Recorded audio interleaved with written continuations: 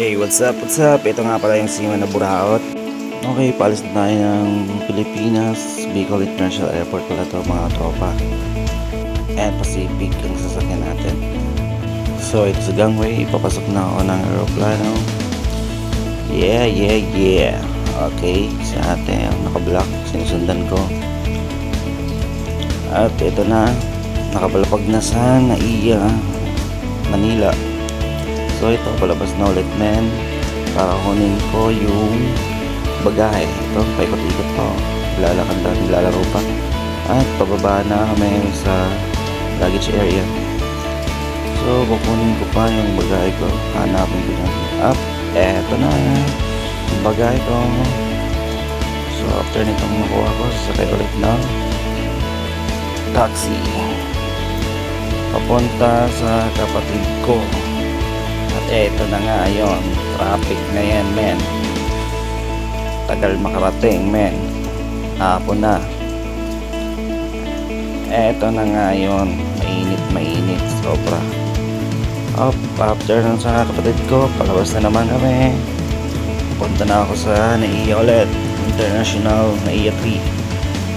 So hapon ako malis niyan men. Ayan o, yung boxing para tayo.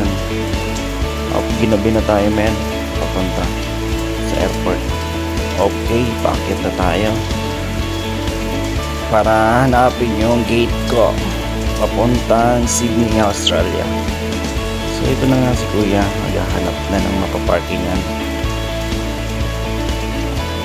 Grabe, ang daming tao men. Walang maparkingan si kuya, subalit tinuruan ko na nga siya kung saan siya paparking. Sabi ko doon, doon, pwede doon. Ito na nga, pinarking na ni kuya ang driver ang sasakyan. Binuksan ko na yung likod para ibaba na yung bagahe ko. Eto na, okay. Mabibigat yan men, for 6 month contract. So kinuha ko na at kinilo na. Ilabas yung mga papeles kasi hanapin yan. Okay, wait na lang tayo ng boarding time.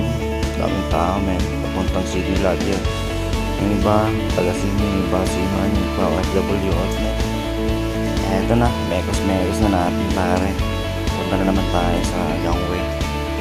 Ito, binigay ko na kay ate yung ticket ko para tingnan niya, check niya kung okay ba yung ticket ko, kung baka papunta kung saan. Okay, Sydney, nakita niya, okay, pass your pass. Punta ka doon sa likod, doon ka magtambay, sabi sa akin. Okay na tayo, okay kayo.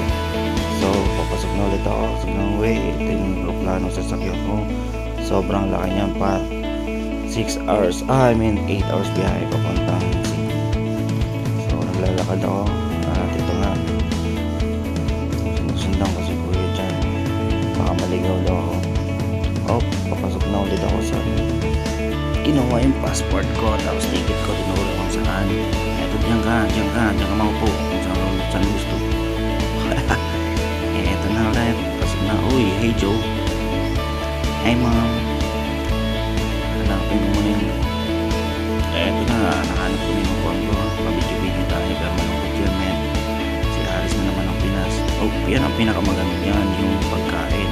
Kakain tayo, bar. Pinakamasarap.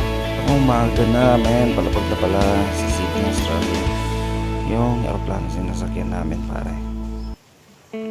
So after that, mapag na, hello. Eto na, maglalakad na naman palabas. Daming tao, traffic na naman.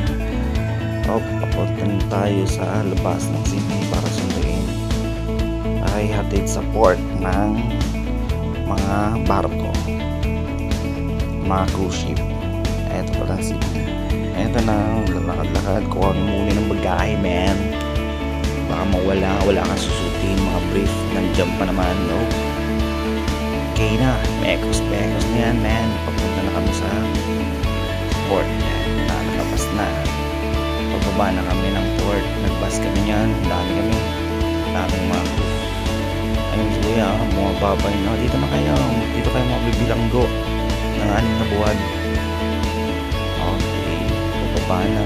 Sisilipin natin yung barko kung okay ba para sa akin. tinitirahan ko ng 6 months. Yan yun. Okay. Hanggang sa muli. Sheesh.